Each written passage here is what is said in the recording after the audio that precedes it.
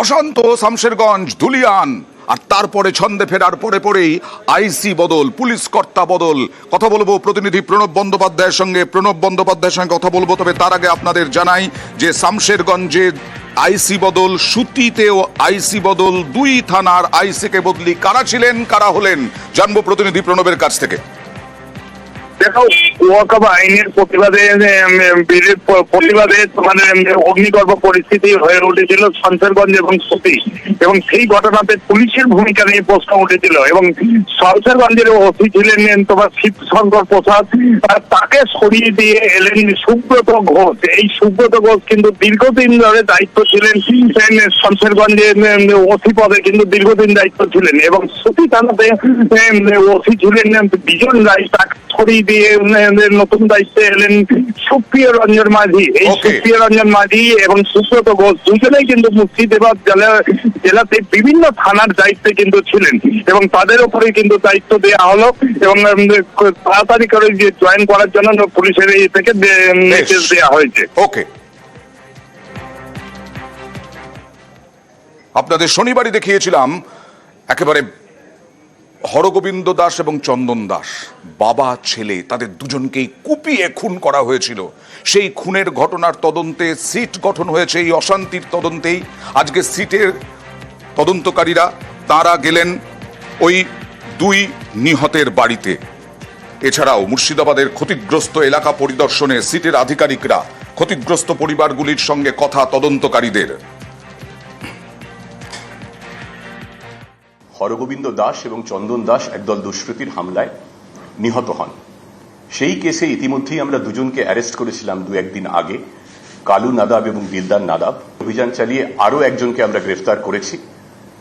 রাজ্য পুলিশের এসটিএফ তাকে গ্রেফতার করেছে সুতি থানা এলাকা থেকে, যার নাম ইনজামুল হক, এবং বাড়ি জাফরাবাদে যেখানে খুনটি হয়েছিল তার সংলগ্ন এলাকা শুলিপাড়া। প্রত্যক্ষভাবে ঘটনায় এই হত্যাকাণ্ডের নেতৃত্ব দিয়েছিল তার অন্যতম হচ্ছে এই ইনজামুল।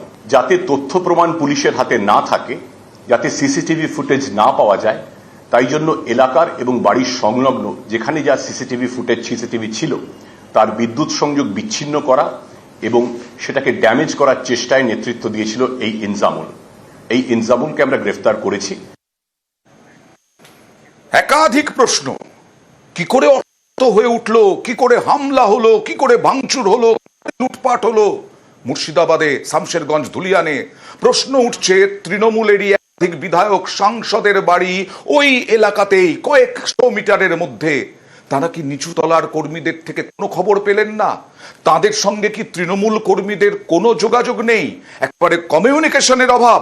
প্রশ্ন।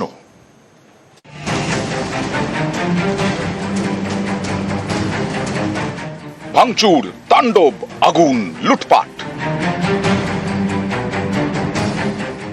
ওয়াকফ আইনের বিরোধিতার নামে গত শুক্রবার তাণ্ডব চলে মুর্শিদাবাদের সুতি, শামশেরগঞ্জে। তছনছ করা হয় শামশেরগঞ্জ থানা এলাকার ধুলিয়ান। এখানকার রতনপুরে একের পর এক দোকানে লুটপাট চলে। এই ধুলিয়ানেই তৃণমূলের একাধিক বিধায়ক এবং সাংসদের বাড়ি। জঙ্গিপুরের তৃণমূল সাংসদ খলিলুর রহমান, ফারাক্কার তৃণমূল বিধায়ক মনিরুল ইসলাম এবং সাগরদিঘির বিধায়ক বাইরন বিশ্বাস, এই তিনজনেরই বাড়ি ধুলিয়ানের রতনপুরে।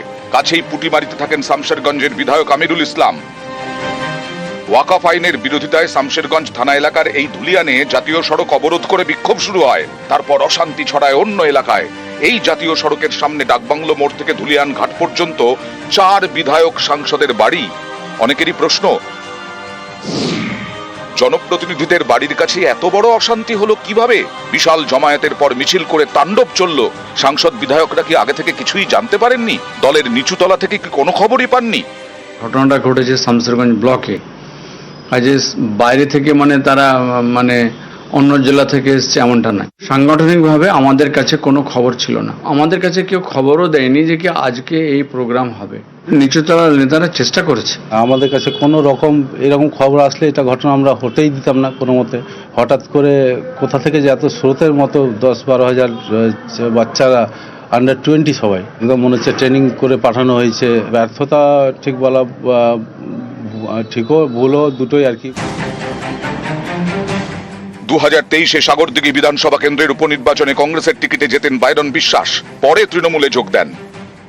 2021-এর বিধানসভাই হোক বা 2024-এর লোকসভা নির্বাচন, মুর্শিদাবাদ জেলাতে তৃণমূল কংগ্রেসের ফল ছিল যথেষ্ট ভালো।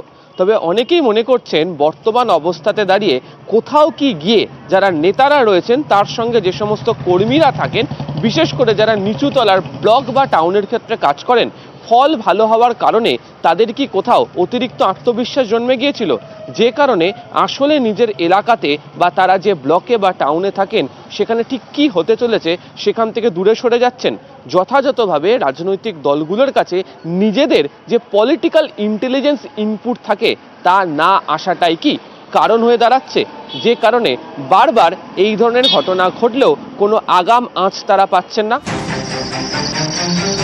মুর্শিদাবাদ জেলায় ফারাক্কা শামশেরগঞ্জ, কিন্তু এই দুই বিধানসভা আসন মালদা দক্ষিণ লোকসভা কেন্দ্রের মধ্যে পড়ে। এই দুই কেন্দ্রের বিধায়কই ধুলিয়ানের বাসিন্দা।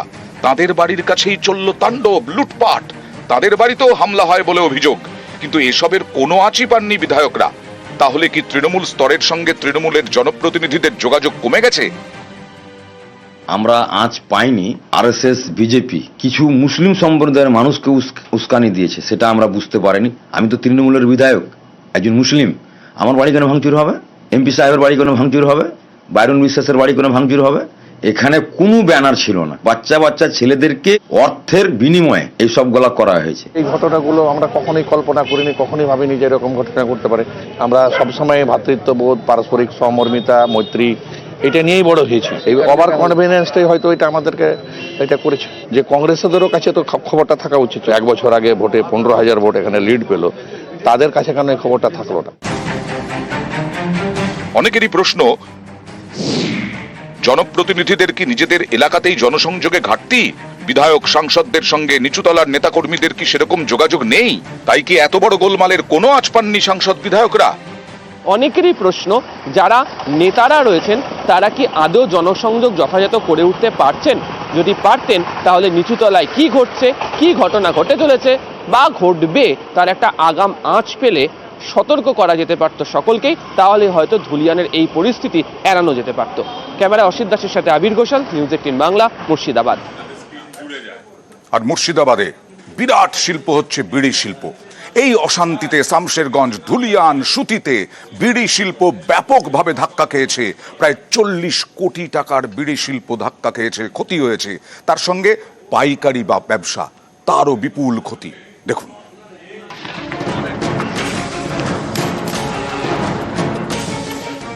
ওয়াকফ আইনের বিরোধিতার নামে তাণ্ডব। গত শুক্রবার এবং শনিবার মুর্শিদাবাদের শামশেরগঞ্জ, ধুলিয়ান, সুতিতে অশান্তির আগুন জ্বলে। এর আঁচ পড়েছে ব্যবসায়। এখন পরিস্থিতি ঠিক হয়েছে? হ্যাঁ, অনেকটাই ঠিক হয়ে গেছে। আমাদের তো এর উপরই সমস্যা। হ্যাঁ, অবশ্যই এর উপরে রুজি রোজগার চলছে আমাদের। ফ্যামিলিতে কতজন আছে? ফ্যামিলিতে 6 জন মেম্বার। তুমি একা রোজগার? না, আমি একাই, 3টে ছেলে আর স্বামী স্ত্রী। এখন আর ভয় হয়নি? না, এখন আর কোনো ভয় নেই। জঙ্গিপুর মহকুমার মধ্যে পড়ে শামশেরগঞ্জ, ধুলিয়ান, সুতি। জঙ্গিপুরে ঘরে ঘরে তৈরি হয় বিড়ি। এই বিড়ি বেঁধেই বেশিরভাগ বাসিন্দার পেট চলে। অশান্তির জেরে শনিবার থেকে বন্ধ হয়ে যায় সেই বিড়ি বাঁধার কাজ। জঙ্গিপুর মহকুমাতেই বিড়ি শ্রমিক প্রায় 9 লক্ষ। একজন শ্রমিক দিনে 1000 বিড়ি বাঁধলে পান 202 টাকা। শনিবার থেকে বুধবার এই 5 দিন তাদের বিড়ি বাঁধার কাজ বন্ধ ছিল। বৃহস্পতিবার থেকে আবার বিড়ি কারখানা খুলেছে, কাজ শুরু করেছেন শ্রমিকরা। এখন ঠিকঠাক? এখন আমাদের ঠিকঠাক। পরিবারের রোজগারে কজন? আমাদের পরিবারের রোজগার ধরেন আমার উপরে নির্ভর করে। কতজন সদস্য? আমাদের বাড়িতে সদস্য হচ্ছে 10 জন। পুরোটা আপনার উপর? আমার উপরে। যদি এইভাবে আমাদের বন্ধ হয়ে থাকে তো আমরা তো অনাহারে মারা যাব। তবে পরিস্থিতি ধীরে ধীরে স্বাভাবিক হতে শুরু করেছে এবং সেই স্বাভাবিক পরিস্থিতিকে সামনে রেখে পুনরায় যাতে এই এলাকার অর্থনীতিকে চাঙ্গা করে তুলতে পারা যায়, সে কারণে ফের নতুন করে বিড়ির যে কারখানাগুলি তৈরি করা হচ্ছে যেখানে বা প্যাকেজিং করা হয় যেখানে, তার সমস্ত কিছুর কাজ শুরু করতে পারা গিয়েছে। তবে আনুমানিক যে হিসেব এখনো পর্যন্ত পাওয়া যাচ্ছে তাতে গত এই 5 থেকে 6 দিনের এই অশান্তির কারণে প্রায় 40 কোটি টাকারও বেশি ক্ষতি ঘটনা ঘটেছে। বিড়ি ফ্যাক্টরি বন্ধ থাকা মানে শ্রমিকদেরও কাজ বন্ধ। উভয়ই কিন্তু ক্ষতিগ্রস্ত হচ্ছে, শ্রমিক থেকে মালিক থেকে। আমরা তো ফ্যাক্টরি প্রায় 4 দিন আগে খুলে দিয়েছি আর কি। খুললে আমাদের যথারীতি শ্রমিকরা আসছে, কাজ করছে আর কি। তারা মনে প্রাণে খুশি। শামশেরগঞ্জ থানা এলাকার মধ্যে পড়ে ধুলিয়ান। এই ধুলিয়ানেই রয়েছে পাইকারি ব্যবসার বড় বাজার। এখানকার চাল ডাল সহ বিভিন্ন জিনিস যায় পশ্চিমবঙ্গের বিভিন্ন জেলা এবং পাশের রাজ্য ঝাড়খণ্ডে।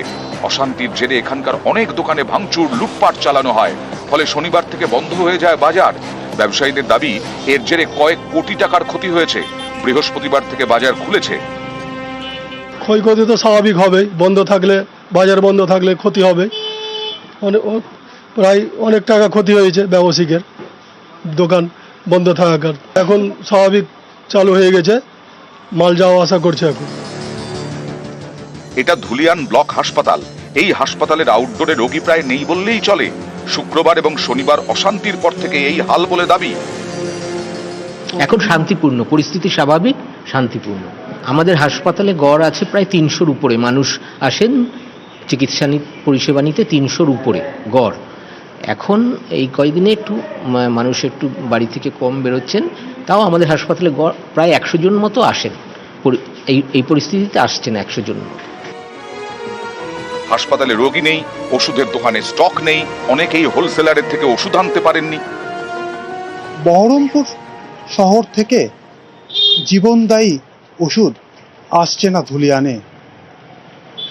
ব্যবসায়ী যারা রয়েছেন তাদের বক্তব্য, তারা ইতিমধ্যেই বিভিন্ন সময় ফোন করে বহরমপুরের যারা ডিলার রয়েছে তাদের কাছে ওষুধের অর্ডার দিয়েছেন, কিন্তু কোথাও গিয়ে আতঙ্কের পরিবেশে কোনো ডিলারই ধুলিয়ানে ওষুধ পাঠাচ্ছেন না। দোকানে ওষুধের স্টক শেষ, অনেকেই ওষুধ না পেয়ে ফিরে যাচ্ছেন। কার ওষুধ কিনতে গেছিলেন? স্বামীর। কি হয়েছে? সুগারের। দোকানে গেছিলাম তো বললো 2 দিন পরে এসো, দিব ওষুধ কিনে। দোকানে নেই? নাই, ওষুধ নাই এখন। ভাঙাচোরার জন্য, অসুবিধার জন্য পাচ্ছে না এখন ওষুধ। ওষুধের জন্য খুব সমস্যা।